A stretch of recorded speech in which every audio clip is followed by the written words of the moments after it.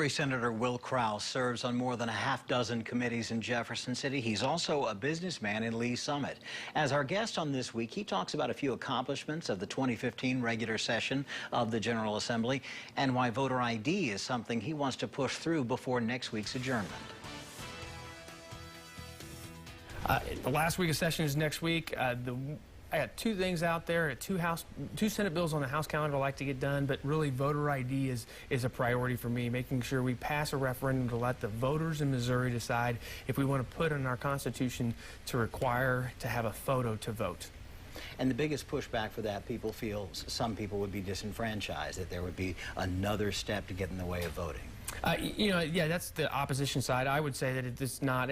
Most people have an ID for anything. In order to get a federal cell phone, you have to have a photo ID. So, I mean, you have to have a photo ID to get benefits from the federal government, to cash a check or to buy alcohol or tobacco. So I don't see it as an added step. I think it's protecting the safeguard and integrity of the election. All right, and other things you've accomplished, Senate Bills 18 and 19. Senate Bill 18 is over on the House calendar. It just needs to be third read and finally passed to put on the governor's desk. We actually passed this bill last year. It's notification bill. What happened in my district, we had a business that was audited by the Department of Revenue, and they were collecting sales tax on gym memberships, but not on the lessons for gymnastic lessons. And the Department of Revenue came in and said, "Oh, you're supposed to be collecting sales tax on these lessons." And the business didn't know that. The business didn't know it. The business had been there for decades and had never collected sales tax on lessons, and it was a new interpretation. So what we did with this bill is we said, if they haven't notified the business that they've changed the interpretation of the law, they can't go after the back taxes. Also, all it does is you can still tell them, hey, you got to collect it on moving forward, but you can't go after back taxes and slap them with a 3-year bill of sales taxes that they never collected. It was vetoed last year, but you expected to pass this year. It was vetoed last year. We overrode it in the Senate last year. We came up 4 votes short in the House. This year, if the governor doesn't sign it, then I believe we'll have the votes. The House has 118 members this year. Last year, they had 108 Republicans.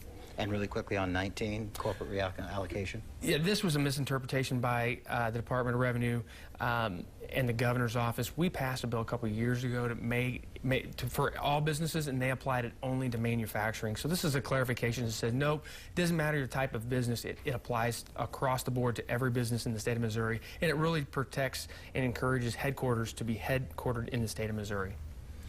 And the next big thing for you, obviously, is coming up. You're running for Secretary of State. Yes, last July I announced that I was running for Secretary of State, and everything's going well and very much enjoying the campaign trail. Why do you want to do that? You know, it's very important to me that we protect the integrity of the election, and the Secretary of State office also deals with business filings, and I'm a small business owner, and I want to make it easier on businesses and cut the red tape, and the Secretary of State's office can do that. A lot of politicians and public servants forget about that and don't think about the detail, the minutia of businesses, especially small businesses, but even from 18 and 19, it sounds like that's something, and of course you're a businessman yourself. It's what I think we have to protect the job creators and help them so they can be focused on what they do best. Because if we don't help them, then the jobs aren't going to be here for Missourians to work. What's the biggest challenge you face in what's left of this session? The biggest challenge for the rest of this session? I think the voter ID bill is something we're going to have to try to get the other side of the aisle to sit down on. Okay. Senator, thank you very much for joining us. Thank you for having me. Hope to have you back soon. All right. Thank you.